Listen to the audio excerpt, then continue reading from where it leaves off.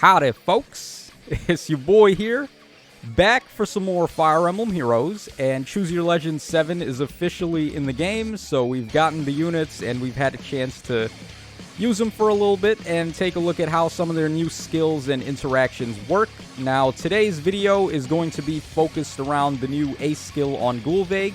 That's called Flared Sparrow, and oh my god, dude, this is like so broken. So, of course, we had the Fate channel where they showed off the units, and my initial reaction to Flared Sparrow was that this is now the best inheritable ace skill for player phasing.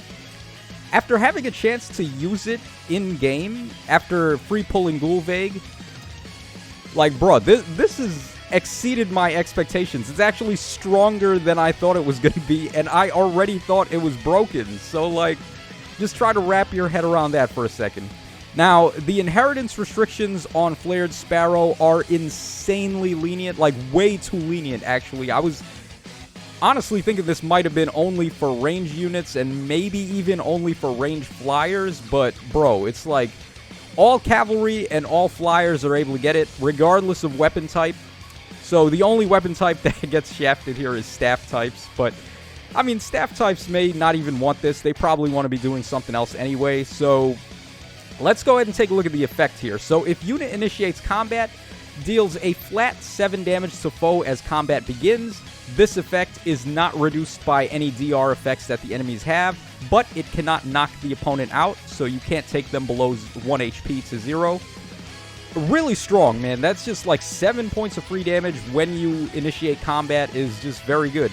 Actually, it's not even just for initiating combat, because there's a lot of other bonus damages you can gain from this as we take a look down here further. Also, it grants attack and speed up 7 to unit when you initiate combat, like all Swift Sparrow skills do. And then it also applies Divine Vein Flame on 5 spaces in a line centered on the foe's space, oriented to the left or right based on which direction your unit is facing for 1 turn after combat. So, Divine Vein Flame is insane. Like, I can't believe they put this on an ace skill. Like, this should be part of a unit's perf weapon or like a perf passive skill. This should not be inheritable, man. This is so strong. So, the way that the Divine Vein Flame works is it's a new terrain effect, and it's going to apply the following effects on the spaces that are targeted. So, when your unit initiates combat with Flared Sparrow, if you're attacking from below, it's going to make a horizontal line of 5 spaces of Divine Flame centered on the enemy that you attack. If you attack them from a diagonal, it's going to go 5 spaces diagonally. And if you attack them from the left or right, then it's going to create a vertical line. So, just some food for thought on which sorts of shapes you may want to attack the enemy from in order to control which sort of Divine Vein Flame shape you want to make. So now what the flame terrain actually does is acts as difficult terrain for foes with a range of 2. So melee type units are still able to pass through here, but as we go down this list looking at good units you may want to inherit this skill on, you're going to find that it's not really a big deal at all that melee units are not affected by the terrain here. So it costs 1 extra movement cost to pass through a flame tile for range type units, and it cannot exceed the unit's allowed movement, and cannot be slowed by terrain effects do not apply. So Caden Lindy and all the other Caden fellas that thought they were slick and thought they could move through trenches and trees without lowering their movement cost, that's not going to apply to flame tiles. So just a big middle finger to all the Caden units there. Now, at the start of the enemy phase, it deals 7 damage to the foe, and also as combat begins, deals an additional 7 damage to foe. That cannot knock the foe out, so the 7 damage at the start of turn would be similar to Duma's Upheaval, and then the 7 damage in combat actually stacks on top of the 7 damage you get when you initiate combat against the foe. So you can, if you're attacking an enemy on a flame tile with Flared Sparrow, you're doing 14 start of turn damage, which is just nuts. Like, come on, man. As if this wasn't strong enough already. It's just stacking so much damage on top. I can imagine if you have a Cav line in AR or a Hinoka line in AR and you're just running every unit with Flared Sparrow and the opponents are stuck at the bottom, Can you imagine how much damage you're going to be dealing with all of this? Like, every unit has this, and they're all just coming at you, and you can't move? Jesus Christ, dude. Okay, so yeah, like I said, this shit is nuts. This shit is bananas. So, who do you want to give it to? Now, obviously, it comes on Brave Gulvig, and she is one of the better users of it, considering that she is one of 3 ranged units in the game that we have right now that can use Gale Force. She has Gale Force built into her Beast skill, and she also has Kanto 1 innately. Yeah, just because. So, of course, Kanto on ranged units is typically in the form of Kanto Rem, which is not quite as good as just straight up Kanto 1. So, that's one thing to take in mind, but also Gulvig being a flying type unit, she can pass over whatever terrain she wishes, and you can also support her with the next unit on this list, which is Legendary Hinoka, so you can go ahead and give charge to Gulvig there, so she's going to be able to just move up 3 spaces, attack, Kanto, attack again, Gale Force. It just gets nuts, right? Now, Hinoka is a really good choice for it because one of the main reasons people don't like it on Gulvig, and they think that the A skill is more valuable and you just give it to somebody better, is because Gulvig herself isn't actually that big of a wall breaker. Like, her weapon is pretty cool, and it does a solid amount of damage. She's getting a lot of attack and speed, but she doesn't necessarily have the tools to get rid of some really tough tanks that you may be facing, whereas Hinoka is just going to teabag all over any tank that she attacks. With that effective against armor damage, she's got Fire Sweep built in, she has Nullification of Guard, she gets the special ramping on her C skill, and then she just claps them with Deadeye. This Hinoka is going to be a monster, as if she wasn't already.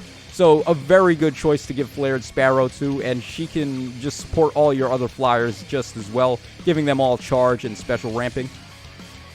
Okay, the Tea-Time Ira is another good choice, mainly because she's one of the best hit-and-run options in the game. She can attack, and then she has Kanto Distant +1. So if she moves 3 spaces to attack an enemy, she can just Kanto back 4 spaces afterwards. So another really good way to play with this skill is just to use it for hit-and-run tactics. You attack the enemy, you get the hell out of the way, and then you create a whole bunch of flame tiles that makes it harder for their ranged units to chase after you. So Ira is going to be a pretty strong unit with this. What was her default A skill, actually? Let's take a look here. Okay, so she came with Clash, which is nice to neutralize her penalties. But you look at the description of this. So she's getting attack and speed up X +6 based on the number of moves she initiated from. And then she nullifies penalties to attack and speed. You read that, and then you go ahead and read freaking Flared Sparrow. It's not even fair, man. Alright, Nerthuz is up next. Nerthuz comes from a line of Gale Force units we're going to be taking a look at here. So Gale Force units, of course, similar to Gulvig, are also going to make fantastic use of Flared Sparrow because they can attack the enemies and then attack again and Kanto out of the way. So this being on melee types really puts it over the top. Nerthuz is a solid Gale Forcer. Freya is another really strong Gale Forcer after her refine and remix. So another really good option there. Scion Leaf is one of the other Gale Force range units that we have access to, and he's certainly a better choice for it than Legendary Leaf, I would say. That's because this Scion Leaf has Miracle built into his kit, so he can guaranteed live at least 1 round of combat against the enemies, making sure you're able to safely set up your Flared Sparrow. And then also, he's got Kanto built in, and he has the Gale Force on Yorin Zeal. So I think Scion Leaf would definitely be the Leaf of choice to give it to.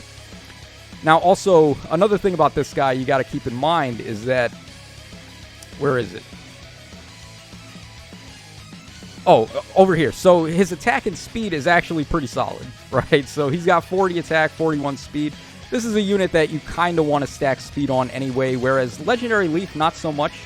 He's got his Brave attack, but his speed is abysmal, so gaining points of speed from Flared Sparrow doesn't really affect him as well as it does Scion Leaf.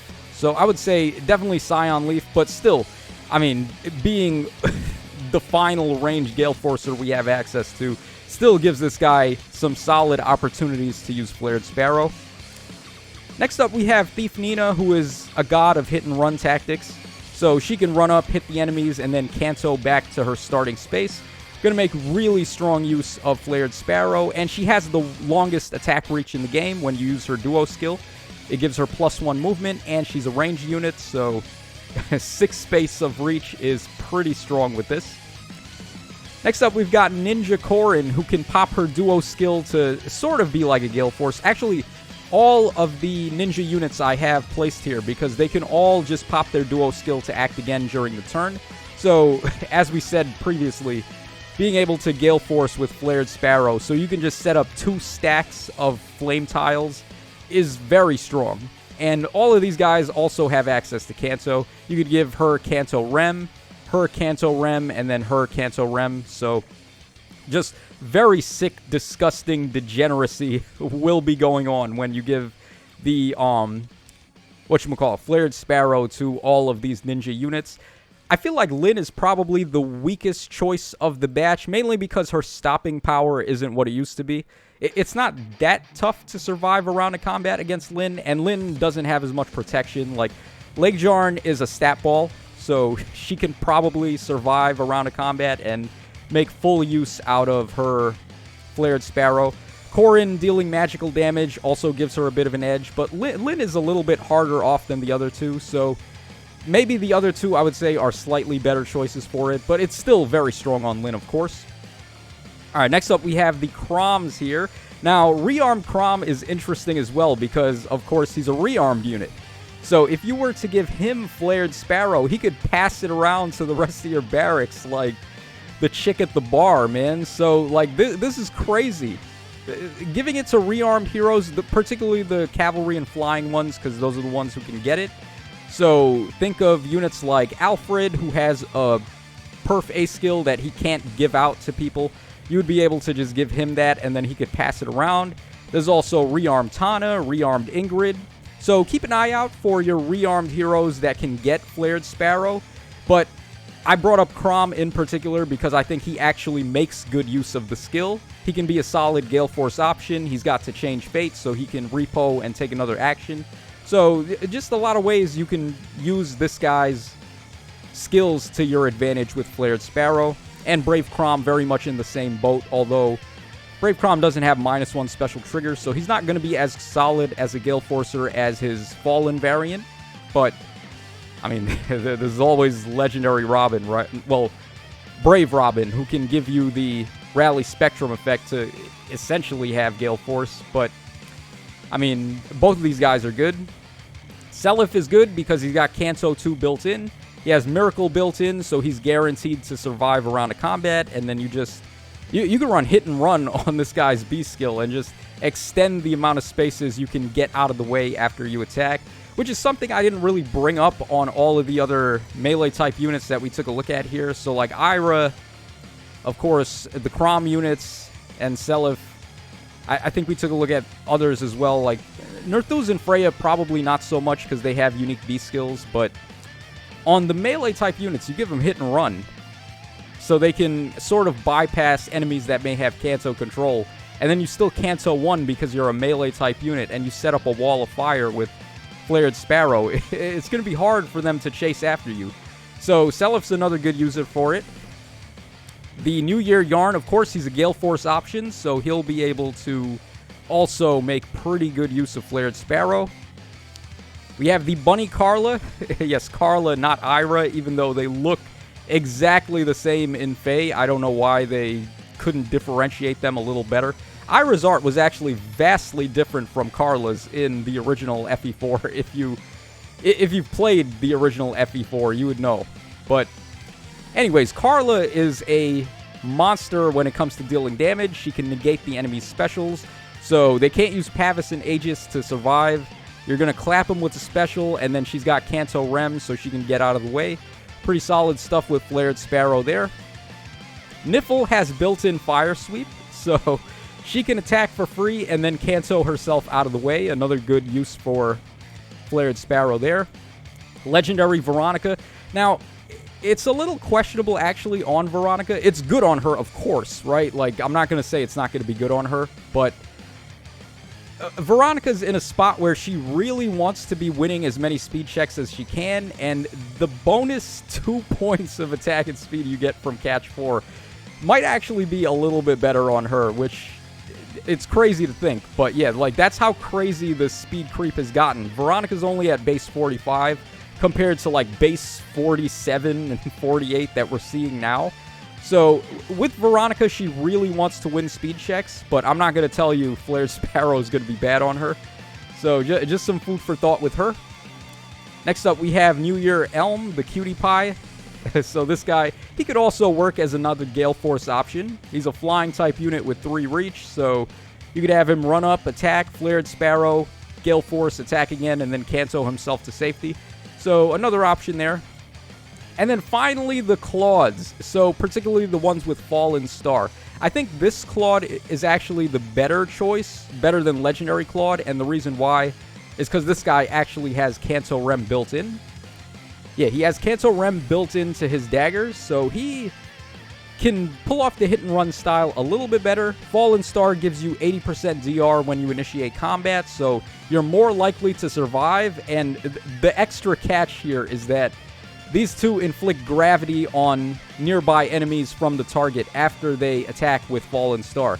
So if you're attacking an enemy and then you set up a row of fire tiles and you're inflicting gravity on the enemies as well, like the melee type units, making it harder for them to get movement, it's a pretty sick combo on these guys. So the Claudes definitely have a solid choice for Flared Sparrow there. And that's pretty much all there is to cover with Flared Sparrow. Now, as far as countering it, there's like charge and warp effects that you can use to get your range flyers to cross over the fire tiles. But I don't really think that's that big of an issue. We're more than likely going to start seeing warp bubble effects popping up more commonly now because warping is out of control. And I think Gatekeeper is about to get a refine too, and Gatekeeper has always been a strong option, so you just run your Flared Sparrow units with Gatekeeper on the team so the enemies really can't pass through those fire tiles with their range units, and you should be good to go. So that's going to wrap us up for this video. Let me know your kind of choked there. All right. My bad, guys. So let me know your comments, your thoughts in the comments down below. This is your boy Tacho signing out. Take care, fellas. Salutations. Make very good use of this skill. I don't know if we're seeing power creep like this again for a while. So take care, and I'll see y'all again next time.